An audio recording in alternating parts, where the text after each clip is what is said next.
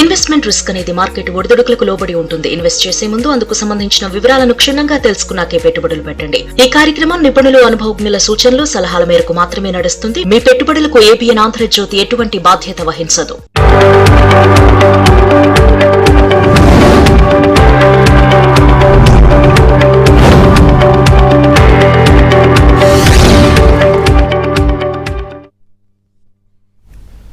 నమస్తే, welcome to ABN business news.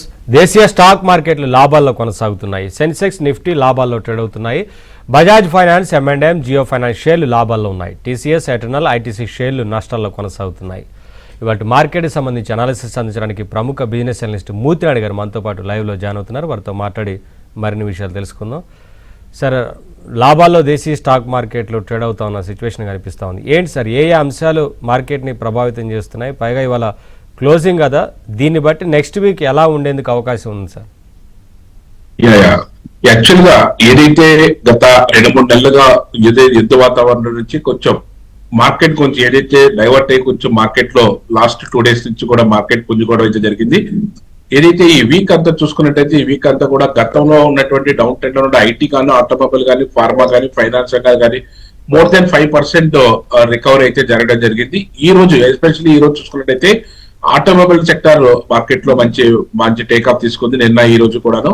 ఏదైతే Ashok Leyland కానీ, అదేవిధంగా బజాజ్ ఫైనాన్స్ కానీ, బజాజ్ మోటార్స్ కానీ, అదేవిధంగా బజాజ్ ఆటో కానీ, టీవీఎస్ మోటార్స్ కానీ, మదర్సన్ సుమి, M&M ఇవన్నీ కూడా more than 2% మార్కెట్ లో టేకాఫ్ తీసుకుని ఆటోమొబైల్స్ అంతా కూడా ఒక మంచి స్వింగ్ లో అయితే ముందుకెళ్తుంది. అదేవిధంగా ఫైనాన్స్ సెక్టర్ కూడా ఏదైతే బజాజ్ ఫైనాన్స్ కానీ, చోళమండలం ఫైనాన్స్ కానీ, ముత్తూట్ ఫైనాన్స్ కానీ, అదేవిధంగా HDFC లైఫ్, ఎస్బీఐ కార్డ్ ఇవన్నీ కూడా మార్కెట్ లో టేకాఫ్ తీసుకుని మంచి మూవ్మెంట్ అయితే ఇవ్వడం అయితే జరిగింది. ఇది నెక్స్ట్ వీక్ కూడా మార్కెట్ లో ఏదైతే ఇప్పుడు స్టేబుల్ గా ఉంటే మార్కెట్ యొక్క టేకాఫ్ తీసుకోవడానికి అవకాశం అయితే దొరుకుతుందో ఇది కంటిన్యూ చేయడానికి అవకాశం అయితే ఉండే అవకాశం ఎక్కువగా ఉంది. ఎందుకంటే ఏదైతే కొద్ది నెలలుగా స్తబ్దంగా ఉన్నటువంటి మార్కెట్ అంతా కూడా ఒకసారిగా ఫ్రీ అయిన తర్వాత మార్కెట్ లో ఈ అన్ని సెక్టార్స్ కూడా ఫార్మా కానీ, ఆటోమొబైల్ కానీ, ఫైనాన్స్ సెక్టార్స్ కానీ మొత్తం అన్ని కూడా మార్కెట్ లో టేకాఫ్ తీసుకుని ముందుకెళ్ళే అవకాశం అయితే ఎక్కువగా కనిపిస్తుంది సార్.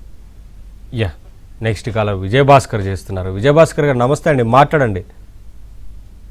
నమస్తే సార్, మూర్తి గారు సార్. కాన్ఫరెన్స్ ఇవ్వాలండి.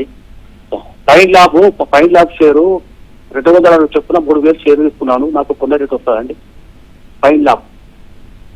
ఓకే,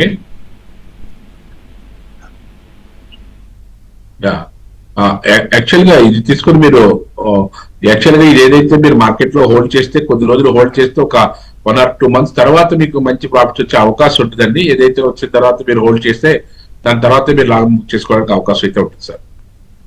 నెక్స్ట్ కాలర్ అమరేంద్ర చేస్తున్నారు. అమరేంద్ర గారు నమస్తే అండి, మాట్లాడండి మూర్తినాయుడు గారితో. చెప్పండి సార్. హలో, చెప్పండి. నమస్తే అండి. నమస్తే మూర్తి గారు. నమస్తే సార్. చెప్పండి సార్. ఐసిఐసి ఏఎంసి తీసుకోవచ్చా సార్? మేనేజ్మెంట్ కంపెనీ ఏఎంసి, అదే ఐసిఐసి ఏఎంసి ప్రజెంట్ అయితే 3123 రూపీస్ ఉంది. ఇది 1,54,000 కోట్ల కంపెనీ. అంటే కంపెనీ పరంగా చూసుకుంటే it's very big company. Market లో అయితే రీసెంట్ గా వచ్చిన వాళ్ళు దీన్ని కొంచెం వెయిట్ చేస్తే మార్కెట్ లో మంచి ప్రాఫిట్ తీసుకోవడానికి అవకాశం ఉంటుంది. మీరు ఏదైనా ఒక 1 year long term point of వ్యూలో అయితే మీరు అక్యుములేట్ చేసుకోవచ్చు. మంచి రిటర్న్స్ రావడానికి అవకాశం అయితే ఎక్కువగా ఉంది సార్. నెక్స్ట్ కాలర్ లక్ష్మీపతి చేస్తున్నారు. లక్ష్మీపతి గారు నమస్తే అండి, మాట్లాడండి మూర్తినాయుడు గారితో. నమస్కారం మూర్తినాయుడు గారు. నమస్తే. ఫిడిలైట్ ఇండస్ట్రీస్ 50% ప్రాఫిట్ లో ఉన్నానండి. అది ప్రాఫిట్ చేయమంటారా లేకపోతే క్యారీ ఫార్వర్డ్ చేయమంటారా? ఒకటండి. రెండోది ట్యూబ్ ఇన్వెస్ట్మెంట్స్ 20% లాస్ లో ఉన్నానండి. ఇది ఎవరు చేయమంటారా లేకపోతే అమ్మే చేయమంటారా? ఏం ఇన్వెస్ట్మెంట్స్ అండి? ట్యూబ్ ఇన్వెస్ట్మెంట్స్ అండి. Tube investments. Tube investments. Okay. Pidilite profit లో ఉన్నాను. ఫిడిలైట్ ప్రాఫిట్ లో ఉన్నాను. ఓకే. పిడిలైట్ ఏదైతే మీరు ప్రాఫిటబుల్ గా ఉన్నారో అది లాస్ట్ 2-3 years సరిగా లేకపోయినా ఈ ఇయర్ మాత్రం మంచి ప్రాఫిట్ ఇచ్చింది. ఇప్పుడు మళ్ళీ టేకాఫ్ తీసుకునే మంచి ప్రాఫిట్స్ ఇవ్వడానికి అవకాశం అయితే ఉంది. మీరు ఇది హోల్డ్ చేసుకుంటే ఇంకా మంచి రిటర్న్స్ తీసుకోవచ్చు. ఎందుకంటే పిడిలైట్ యొక్క ప్రొడక్ట్స్ అన్ని కూడా ఒక యూనిక్ ప్రొడక్ట్స్. ఇది మోనోపోలీ కంపెనీది. మీరు దీంట్లో హోల్డ్ చేసుకుంటే ఇంకా మంచి లాభాలు రావడానికి అవకాశం అయితే ఎక్కువగా ఉంది.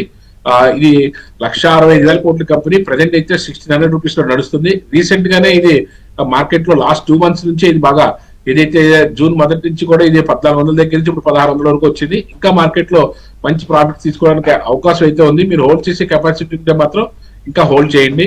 ట్యూబ్ ఇన్వెస్ట్మెంట్స్ ఏదైతే ఉందో ఇది 53,000 crores కంపెనీ సార్. ఇది ప్రజెంట్ అయితే 2,700 రూపీస్ లో నడుస్తుంది.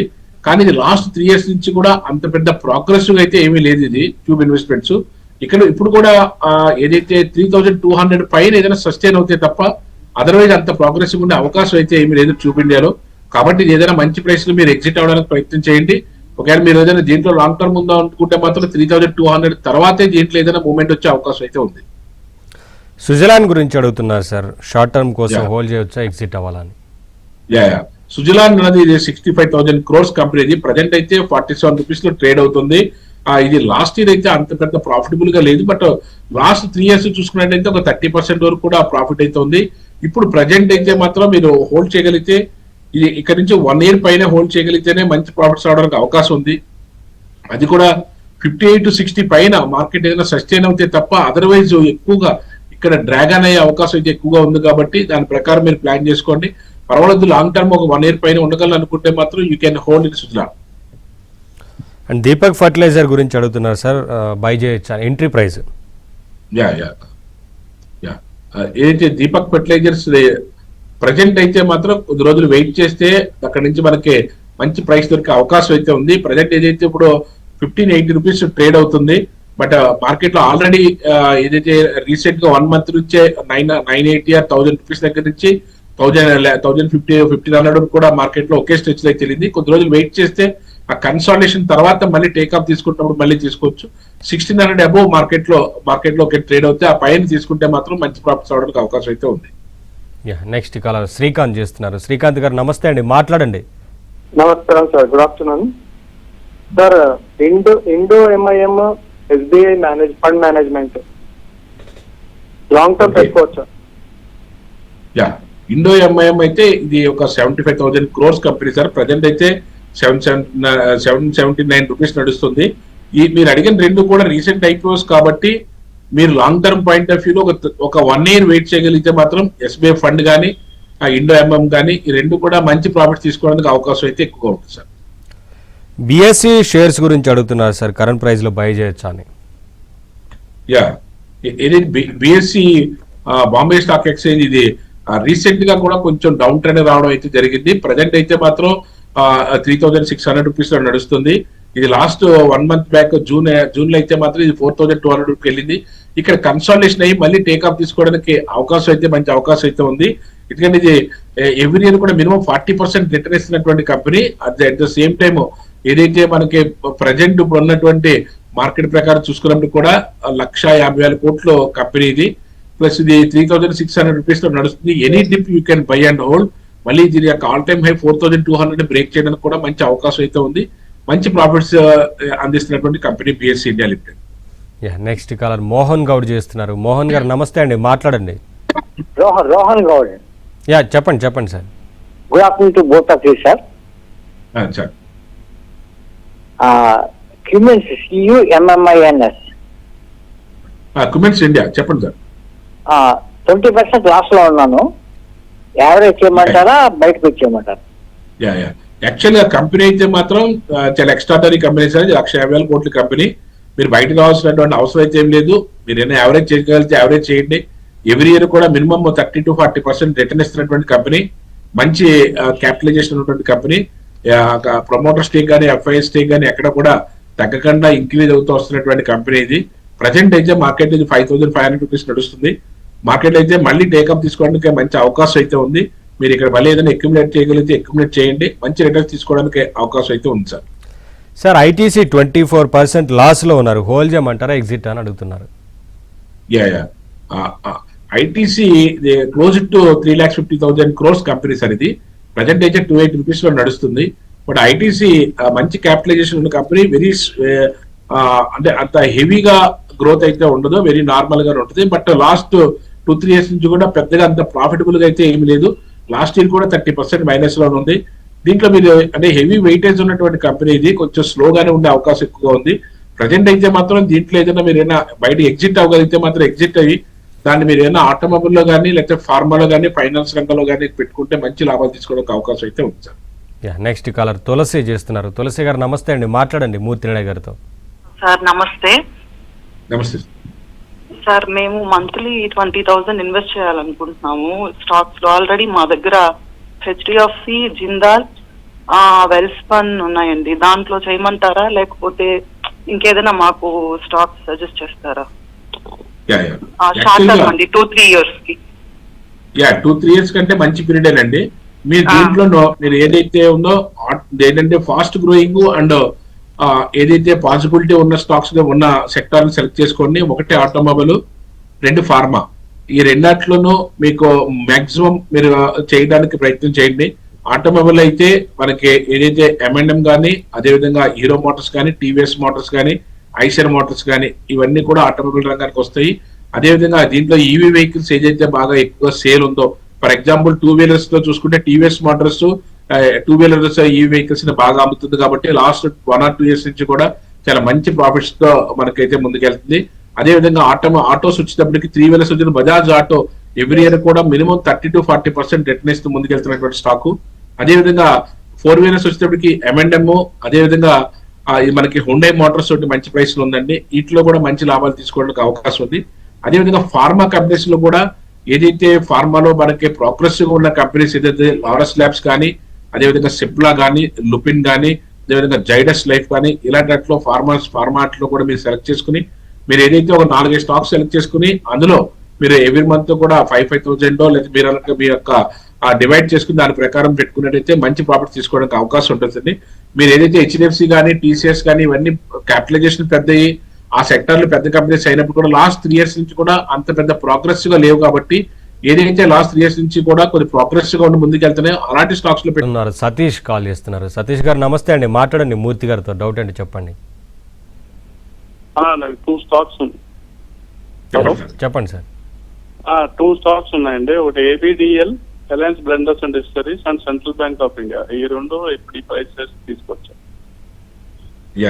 ఎంట్రీ పాయింట్స్ ఏబిడిఎల్ వచ్చేటప్పటికి ఇది లిక్కర్ సంబంధించిన అలైడ్ బ్లెండర్స్ డిస్టరీస్ అండి. ఇది మీరు any dip you can buy. ఇది మనం 400 రూపీస్ దగ్గర నుంచి లాస్ట్ మంత్ ఇది మనం 400 రూపీస్ దగ్గర నుంచి రికమెండ్ చేస్తూనే ఉన్నాం. ప్రజెంట్ 621 రూపీస్ నడుస్తుంది.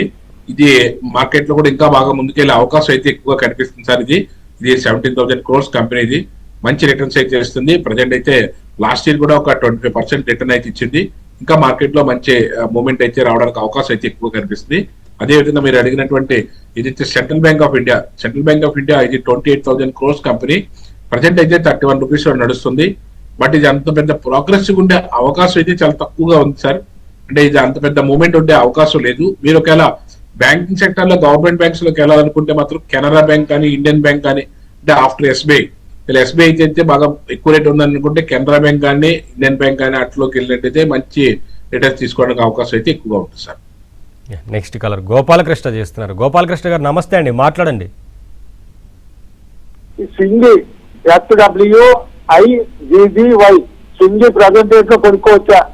అలాగే నెక్స్ట్ ఏంజిల్ 1 ప్రజెంట్ రేట్ లో కొనుక్కోవచ్చా? చెప్పండి సార్. ఓకే ఏదైతే స్విగ్గీ అడిగారు మీరు, స్విగ్గీ ఇది ప్రజెంట్ అయితే 285 రూపీస్ లో ఉంది. ఇది 78,000 crores కంపెనీ సార్. ఇది ఏదైతే లాస్ట్ ఇయర్ అయితే అంత పెద్ద ప్రాఫిటబుల్ గా అయితే ఏమీ లేదు. బట్ ప్రజెంట్ అయితే మాత్రం మార్కెట్ లో ఏదైతే మాత్రం డౌన్ ట్రెండ్ నుంచి ఇక్కడి నుంచి టేక్ ఆఫ్ అవుతుంది కాబట్టి ఇప్పుడు ప్రజెంట్ 260 అబోవ్ ఏ ప్రైస్ అయినా సరే తీసుకోండి. బట్ ఒక 10 రూపీస్ స్టాప్ లాస్ తో మీరు వెళ్ళినట్టయితే మంచి రిటర్న్స్ తీసుకోవడానికి అవకాశం అయితే ఎక్కువగా ఉంది. అదేవిధంగా ఏదైతే ఏంజల్ వన్ కూడా నెంబర్ 1 కంపెనీ. ఇది కూడా 27,000 crores కంపెనీది. ప్లస్ లాస్ట్ 3 years కూడా మినిమం 20% రిటర్న్ అయితే ఇచ్చింది. ప్రజెంట్ అయితే మాత్రం ఇప్పుడు ఇక్కడ నుంచి ఏదైతే మార్కెట్ లో ఒకసారి టాప్ కి వెళ్ళిన తర్వాత 350 రూపీస్ వరకు వెళ్ళిన తర్వాత అక్కడ నుంచి మళ్ళీ 300 వరకు వచ్చి మళ్ళీ ఇప్పుడు టేక్ ఆఫ్ అవడానికి అవకాశం అయితే ఎక్కువగా ఉంది. 300 రేంజ్ లో మీరు అక్యుములేట్ చేసుకున్నట్టయితే మంచి ప్రైస్ తీసుకోవడానికి అవకాశం అయితే ఉంటుంది సార్. నెక్స్ట్ కలర్ బాబు చేస్తున్నారు. బాబు గారు నమస్తే అండి, మాట్లాడండి. Good afternoon sir everyone. Sir నాకు ఇటీవల మన రీసెంట్ గా రిలీజ్ అయింది కదా SBI ఫండ్ మేనేజ్మెంట్ ఉంది కదా సార్, అది ఎందుకు సార్ అది కంటిన్యూగా డౌన్ ఫాల్ అవుతుంది సార్, తీసుకోవచ్చా ఇప్పుడు? అంటే ఏదైనా సరే ఇనిషియల్ గా పబ్లిక్ ఇష్యూలు వచ్చింది, ఐపీఓలో వచ్చింది, మనకి దాని యొక్క క్యాపిటలైజేషన్ పెద్దది, 1,20,000 crores క్యాపిటలైజేషన్. సరే, ఇది అప్ అండ్ డౌన్ అన్నది కామన్ థింగ్. ప్రజెంట్ మీరు ఇది 1 year బేస్ గా ఉండేటట్టు అయితే మాత్రం ఖచ్చితంగా తీసుకోవచ్చు, మంచి రిటర్న్ అవ్వడానికి అవకాశం అయితే ఎక్కువగా ఉంది. వెరీ రీసెంట్ గానే వచ్చింది కాబట్టి హ్యాపీగా మీరు హోల్డ్ చేసుకోవచ్చు, తీసుకోవచ్చు, ఇబ్బంది అయితే ఏం లేదు. అందులోనే ఎస్బీఐ చాలా పెద్ద గ్రూప్ నుంచి వచ్చిన కంపెనీ, 1,20,000 కోట్ల కంపెనీ అది, ప్రజెంట్ 585 రూపీస్ లో ఉన్నది. మీరు ఒక 1 year హోల్డ్ చేసుకోగలిగితే మాత్రం ఖచ్చితంగా ఇన్వెస్ట్ చేయండి సార్, ఇబ్బంది లేదు. నెక్స్ట్ కాలర్ హరి చేస్తున్నారు. హరి గారు నమస్తే అండి, మాట్లాడండి మూర్తి గారితో. నమస్తే సార్. నమస్తే సార్. నాది లేకుండా సార్, అది రూట్ మొబైల్ పాలిప్లెక్స్ ఫిల్ అయినా తీసుకున్నాం సార్, అది ఉంచుకోవచ్చా ఎట్లా సార్? ఒకసారి మళ్ళీ కంపెనీ చెప్పరా?